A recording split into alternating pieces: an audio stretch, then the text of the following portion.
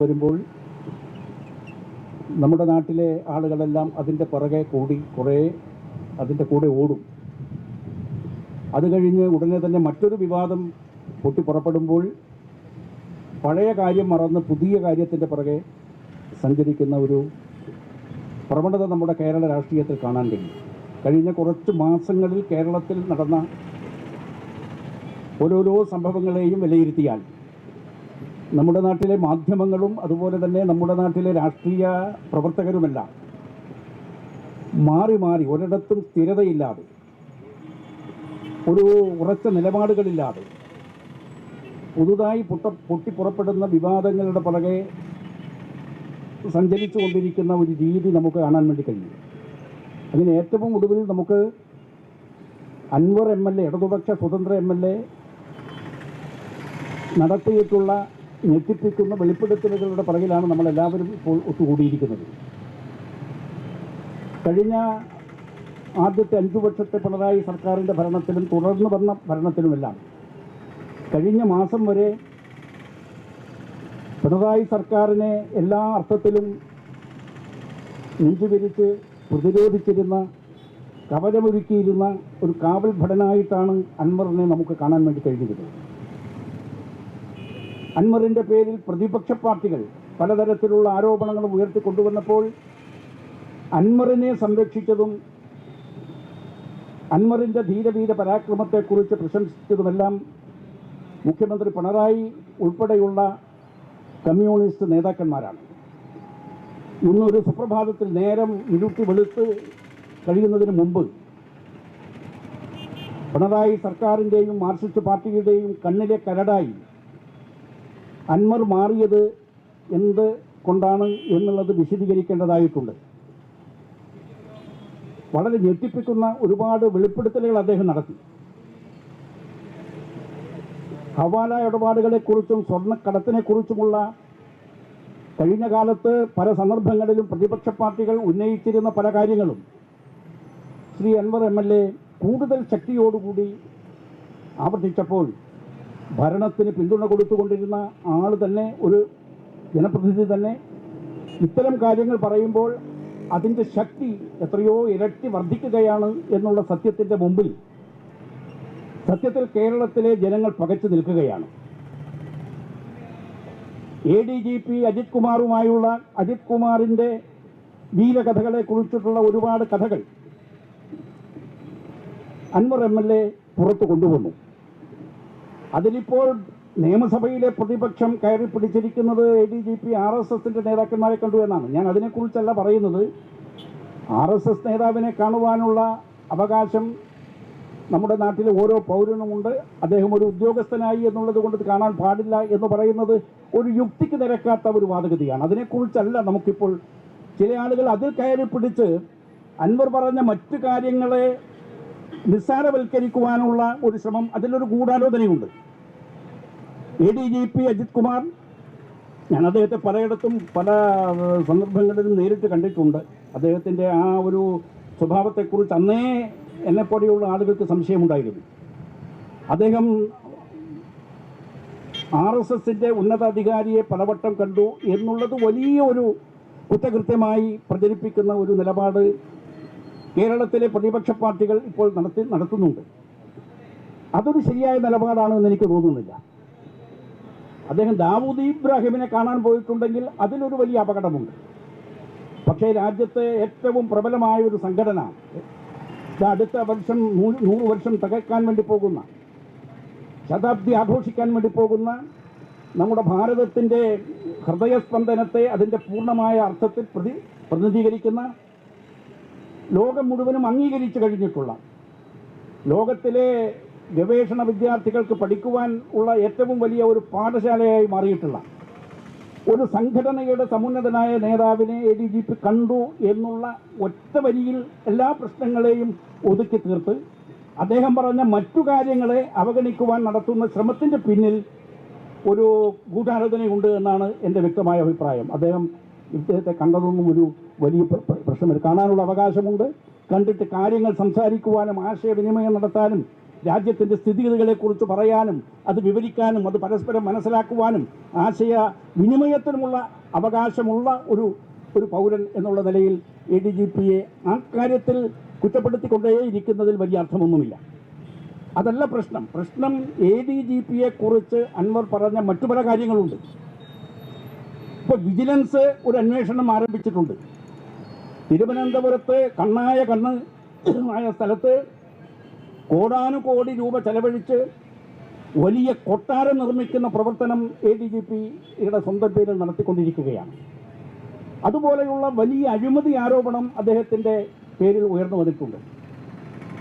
അത്തരം കാര്യങ്ങളിൽ വിജിലൻസ് അന്വേഷണം ആരംഭിച്ചിട്ടുണ്ട്. ADGP പൂരം കലക്കാൻ വേണ്ടി നേതൃത്വം കൊടുത്തു എന്നുള്ളത് അത്യന്തം ഗുരുതരമായ ആരോപണമാണ്. നിങ്ങൾ ഒന്ന് എത്ര ഗ്രാഹക ബുദ്ധിയോടുകൂടിയാണ് നമ്മൾ ഈ കാര്യങ്ങൾ കാണുന്നത്. തൃശ്ശൂർ പൂരം എന്ന് പറയുന്നത് പൂരങ്ങളുടെ മാതാവാണ് തൃശ്ശൂർ പൂരം. ദശലക്ഷക്കണക്കിന് ആളുകളാണ് ആ പൂരത്തിൽ പങ്കെടുക്കുന്നത്. അതിൽ പൂരപ്രേമികൾ മാത്രമല്ല, രാജ്യത്തിലെ എല്ലാ വിഭാഗത്തിൽപ്പെട്ട ആളുകളും, ഭക്തന്മാരും കലാകാരന്മാരും സഹൃദയന്മാരുമെല്ലാം. പൂരം ഒരു വലിയ സാംസ്കാരിക സമൃദ്ധമായ സദ്യയാണ് തൃശ്ശൂർ പൂരം എന്ന് പറയുന്നത്. ആ പൂരം കലക്കാൻ ശ്രമിച്ചു എന്ന് പറയുന്നത് അത് കലങ്ങിയില്ല എന്നുള്ളത് നമ്മുടെ ഒരു ഭാഗ്യമാണ്. കാരണം അത് കലങ്ങിയിരുന്നുവെങ്കിൽ അവിടെ 10,000-കണക്കിന് ആളുകൾ അവിടെ ഒരുപക്ഷെ മരിച്ചു വീഴുമായിരുന്നു. തൃശ്ശൂർ പൂരത്തിൽ ഒരു തവണയെങ്കിലും പങ്കെടുത്ത ആളുകൾക്കറിയാം, അവിടെ പങ്കെടുക്കുന്ന ദശലക്ഷക്കണക്കിന് ജനങ്ങൾ, പുരുഷാരം, കഴിഞ്ഞ കാലങ്ങളിൽ മുഴുവനും അത് വളരെ അച്ചടക്കത്തോടുകൂടി വളരെ നല്ല നിലയിൽ അത് നടന്നിരുന്നു. പക്ഷേ ഈ കഴിഞ്ഞ പൂരം അത് കലക്കാനുള്ള ശ്രമമുണ്ടായി, പൂരം കലക്കാൻ ശ്രമമുണ്ടായി എന്ന് ബഹുമാനപ്പെട്ട മുഖ്യമന്ത്രി തന്നെ കഴിഞ്ഞ ദിവസം സമ്മതിച്ചു കഴിഞ്ഞിരിക്കുകയാണ്. പൂരം കലക്കുക എന്ന് പറയുന്നത് ചെറിയൊരു സംഭവമല്ല. അതിൻ്റെ പുറകിലൊരു വലിയ ഗൂഢതന്ത്രമുണ്ട്. ഒരുപക്ഷേ സാംസ്കാരിക അധിനിവേശത്തിൻ്റെ ഭാഗമായി സാമ്രാജ്യത്വ ശക്തികളുടെ അല്ലെങ്കിൽ മതാധിഷ്ഠിത സംഘടനകളുടെ ചില താല്പര്യങ്ങളൊക്കെ കലക്കുന്നതിന് പിറകിലുണ്ടാകാം. അതിനെക്കുറിച്ചൊക്കെ തന്നെ യഥാർത്ഥ വസ്തുത പുറത്തു കൊണ്ടുവരാൻ പോലീസ് ഉദ്യോഗസ്ഥന്മാർ ഉൾപ്പെടുന്ന സംഘത്തെ നിയോഗിച്ചത് കൊണ്ട് കാര്യമില്ല. അതിന് ജുഡീഷ്യൽ എൻക്വയറി തന്നെയാണ് ആവശ്യം. നല്ല സിറ്റിംഗ് ജഡ്ജിയുടെ നേതൃത്വത്തിലുള്ള ജുഡീഷ്യൽ സംഘത്തെ കൊണ്ട് ഈ പൂരം കലക്കൽ എന്ന ആ കാര്യത്തെ സംബന്ധിച്ചിട്ടുള്ള അന്വേഷണം നടത്തണം. അതിൽ ഉൾപ്പെട്ടവരാരായാലും, അത് ഏത് പാർട്ടിയിൽപ്പെട്ടവരായാലും, ഏത് പക്ഷത്ത് നിൽക്കുന്നവരായാലും, അതിൻ്റെ യഥാർത്ഥ ആളുകളെ കണ്ടെത്താൻ ജുഡീഷ്യൽ അന്വേഷണത്തിന് മാത്രമേ സാധിക്കൂ. അതുകൊണ്ട് ആ ഒരു ജുഡീഷ്യൽ അന്വേഷണം പ്രഖ്യാപിക്കാൻ ഈ കേരളത്തിൻ്റെ മുഖ്യമന്ത്രി തയ്യാറാവണം എന്ന് ഞാൻ അഭ്യർത്ഥിക്കുകയാണ്. സുഹൃത്തുക്കളെ, മറ്റു ചില പല കാര്യങ്ങൾ, 150 കിലോ സ്വർണം കഴിഞ്ഞ 5 വർഷത്തിനുള്ളിൽ കരിപ്പൂർ വിമാനത്താവളത്തിലൂടെ കേരളത്തിലെത്തി എന്ന് മുഖ്യമന്ത്രി തന്നെയാണ് പറയുന്നത്. 123 കോടി രൂപയുടെ ഹവാലപ്പണം, അത് മലപ്പുറത്തുനിന്ന് പിടിച്ചു എന്നല്ല, പല ഭാഗങ്ങളിലാണത് പിടിച്ചത്. 123 കോടി രൂപയുടെ ഹവാലപ്പണം കേരളത്തിലെത്തി എന്നും മുഖ്യമന്ത്രി പറയുന്നു. ഈ സ്വർണ്ണം കടത്തിനെ കുറിച്ചും ഹവാല പണത്തിൻ്റെ ഈ വേലിയേറ്റത്തെക്കുറിച്ചും ഹവാല പണം കൊണ്ട് കേരളത്തിൽ നടക്കുന്ന കൊള്ളരുതായ്മകളെക്കുറിച്ചും അത് ദേശീയ വിരുദ്ധ പ്രവർത്തനത്തിന് ഈ ഹവാല പണം എത്തുന്നു എന്ന വസ്തുതയെക്കുറിച്ചുമുള്ള ഒരുപാട് പരാതികളും ആപരാധികളും ആവശ്യങ്ങളും കഴിഞ്ഞ കാലത്ത് നമ്മുടെ കേരളത്തിൽ ഉയർന്നു വന്നിട്ടുണ്ട്. പക്ഷേ ഇതുവരെ മുഖ്യമന്ത്രി മൗനം ദീക്ഷിച്ചു. പക്ഷേ അൻവർ ഈ വിഷയം പറഞ്ഞപ്പോൾ ഇപ്പം മുഖ്യമന്ത്രി പറയുന്നു 150 കിലോ സ്വർണം 5 വർഷത്തിനുള്ളിൽ കേരളത്തിൽ വന്നു. പുറത്തുനിന്ന് 123 കോടിയുടെ ഹവാലപ്പണം വന്നു. അത് കരിപ്പൂർ വിമാനത്താവളം മലപ്പുറത്തായതുകൊണ്ട് ഇത് മലപ്പുറം ജില്ലയുടെ തലയിൽ കെട്ടിവെക്കുന്നത് ഒരു നല്ല രീതിയല്ല. മലപ്പുറം എന്ന് കേൾക്കുമ്പോൾ ചില ഞരമ്പ് രോഗികൾക്ക് ഹാലടകാറുണ്ട്. അത് ശരിയല്ല, അതൊരു ശരിയായ നിലപാടല്ല. അത് കടപ്പുറം എന്ന് കേൾക്കുമ്പോൾ ചിലർക്ക് ഞരമ്പ് രോഗമുണ്ടാകും. മാളികപ്പുറം എന്ന് കേൾക്കുമ്പോൾ ചില ആളുകൾക്ക് ഞരമ്പ് രോഗമുണ്ടാകും. ഈ മലപ്പുറം എന്ന് കേൾക്കുമ്പോഴും കാലടക്കുന്ന ചില ഞരമ്പ് രോഗികളുടെ കൂടാരത്തിൽ പട്ടികയിൽ കേരളത്തിന്റെ മുഖ്യമന്ത്രി എങ്ങനെയാണ് എത്തിയത്, എന്തടിസ്ഥാനത്തിലാണ് എത്തിയത് എന്നുള്ളതിനെ കുറിച്ചിട്ടുള്ള ഗൗരവവും നമ്മൾ ചിന്തിക്കേണ്ടതായിട്ടുണ്ട്. ഞാൻ ഒരു കാര്യം പറയാം നിങ്ങളോട്. മലപ്പുറം ജില്ലാ വിരുദ്ധ സമരത്തിൽ പങ്കെടുത്ത് കണ്ണൂർ ജയിലിൽ കഴിഞ്ഞിട്ട് ഇത് ജീവിച്ചിരിപ്പുള്ള ഒരു വ്യക്തി ഞാൻ മാത്രമല്ല, തൃക്കരിപ്പൂരിലെ KV ലക്ഷ്മണൻ എന്ന് പറഞ്ഞ ആളുടെ താമസിക്കറിയാം, പഴയ ജനസംഘക്കാരായ ആളുകൾക്കറിയാം. മലപ്പുറം ജില്ലാ വിരുദ്ധ സമരത്തിൽ പങ്കെടുത്ത് തലപ്പറമ്പ് താലൂക്ക് ഓഫീസിന് മുമ്പിൽ പിക്കറ്റിംഗ് നടത്തി അറസ്റ്റ് വരിച്ച് കോടതിയിൽ ശിക്ഷിക്കപ്പെട്ട് കണ്ണൂർ ജയിലിൽ കഴിഞ്ഞിട്ടുള്ള ആളുകളാണ്. അത് പല ആളുകളും മരിച്ചുപോയി. രാമന്തളിയിലെ കോരാട്ടനുണ്ടായിരുന്നു, അദ്ദേഹം വെടിയേറ്റ് മരിച്ചു. അതുപോലെ തൃക്കരിപ്പൂരിൽ കമ്മാര പൊതുവാളുണ്ടായിരുന്നു, അദ്ദേഹം മരിച്ചു. അങ്ങനൊരു നായനാർ, വലിയൊരു നായനാർ കുടുംബത്തിൽ നിന്ന് വന്ന അദ്ദേഹം മരിച്ചു. വാസ്തവത്തിൽ എനിക്ക് തോന്നുന്നത് ആ സമരത്തിൽ പങ്കെടുത്ത് ജീവിച്ചിരിക്കുന്നവരിൽ എനിക്കിപ്പോൾ അറിയാവുന്ന ആള്, എന്നെക്കുറിച്ച് എനിക്കറിയാം, ഒന്ന് ഞാൻ, മറ്റൊന്ന് KV ലക്ഷ്മണൻ. അന്ന് ആ മലപ്പുറം ജില്ലയെ കുറിച്ചിട്ടുള്ള ഒരുപാട് സംശയങ്ങളുണ്ടായിരുന്നു, പരാതികളുണ്ടായിരുന്നു. EMS ആണ് മലപ്പുറം ജില്ല കൊടുത്തത്. പിണറായി ഇപ്പോൾ ആ മലപ്പുറം ജില്ലയെ തള്ളിപ്പറയുകയാണോ? EMS കൊടുത്ത മലപ്പുറത്തെ മനുഷ്യരെ കുറിച്ച് നിങ്ങൾക്കാർക്കും അറിയുന്നതിനേക്കാൾ ആ ജില്ലയിൽ ഒരുപാട് കാലം പൊതുപ്രവർത്തനം നടത്തി അവർക്കിടയിൽ ജീവിച്ച ഒരു പൗരൻ എന്നുള്ള നിലയ്ക്ക് എനിക്കറിയാം. അങ്ങനെ ഒരു ജില്ലയെ പൊതുവായി അധിക്ഷേപിക്കുന്നത് യുക്തിഹീനമായിട്ടുള്ള, യുക്തിക്ക് നിരക്കാത്ത പരിപാടിയാണ്. അതുകൊണ്ട് കരിപ്പൂർ വിമാനത്താവളം മലപ്പുറം ജില്ലയിലാണ്. എന്താ, കാലിക്കറ്റ് യൂണിവേഴ്സിറ്റി മലപ്പുറം ജില്ലയിലല്ലേ? എന്താ അതിനെക്കുറിച്ച് കാലിക്കറ്റ് യൂണിവേഴ്സിറ്റി എന്ന് പറയുന്നത്? മലപ്പുറത്തെ വിമാനത്താവളം, ആ വിമാനത്താവളത്തിൽ കൂടി വന്ന സ്വർണം, അതിന് കൊടുവള്ളി സ്വർണ്ണ കടത്തുകാരുമായി ബന്ധമുണ്ട്. ചെർപ്പുളശ്ശേരിയിലെ സ്വർണ്ണക്കള്ളക്കടത്തുകാരുമായി ബന്ധമുണ്ട്. കള്ളക്കടത്ത് സംഘങ്ങളുണ്ട്. ഈ രണ്ട് കള്ളക്കടത്ത് സംഘങ്ങളും സ്വർണം കൊണ്ടുവരുമ്പോൾ അത് തട്ടിയെടുത്ത് പൊട്ടിക്കുന്ന ആയങ്കേരി, ഇവിടുത്തെ അബ്ദുൽ ആയങ്കേരിയെ പോലെ കള്ളക്കടത്ത് സംഘങ്ങൾ കൊണ്ടുവന്ന് കടത്തുന്ന സ്വർണ്ണ കട്ടികൾ അത് തട്ടിയെടുത്ത് പൊട്ടിക്കുന്ന അബ്ദുൽ ആയങ്കേരിയെ പോലെയുള്ള കമ്മ്യൂണിസ്റ്റ് പാർട്ടിയുടെ ചെറുപ്പക്കാരായ ആളുകളെ കുറിച്ച് എന്താ പറയാത്തത്? അപ്പോൾ ഇത് ഏതെങ്കിലും ഒരിടത്ത് നിൽക്കുന്ന പ്രതിഭാസമല്ല.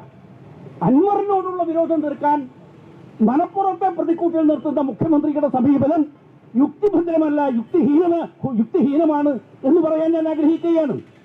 കാട്ടിലെ പുലിയെ പിടിക്കാൻ കാട്ടിന് തീ കൊടുക്കുന്ന പണിയാണ് മുഖ്യമന്ത്രി പിണറായി വിജയൻ ഇക്കാര്യത്തിൽ നടത്തിയിട്ടുള്ളത്. അവിടുത്തെ ജനങ്ങൾ ഏതെങ്കിലും ഒരു പ്രത്യേക വിഭാഗം മുഴുവൻ ജനങ്ങളെയും അപമാനിക്കുന്നതിന് തുല്യമായ നിലപാടാണ് ശ്രീ പിണറായി വിജയൻ നടത്തിയിട്ടുള്ളത്.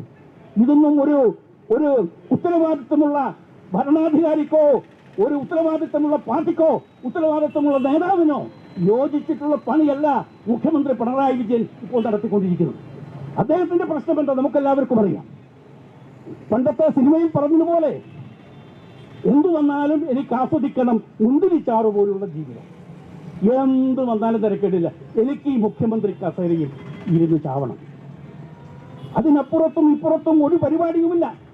ഞാൻ ചോദിക്കട്ടെ, ഈ പ്രശ്നം കത്തിപ്പടർന്നപ്പോൾ ഇന്ന് ബഹുമാനപ്പെട്ട CPM-ന്റെ സംസ്ഥാന സെക്രട്ടറി ശ്രീ MV ഗോവിന്ദൻ, അദ്ദേഹം അതിന് ചില വ്യാഖ്യാനങ്ങളായി നിലപാടുകളുമായി രംഗത്ത് വന്നിട്ടുണ്ട്. അദ്ദേഹം പറയുന്നു, 1959 വിമോചന സമരത്തിന് സമാനമായ ഒരു സമരമുന്നണി, ഒരു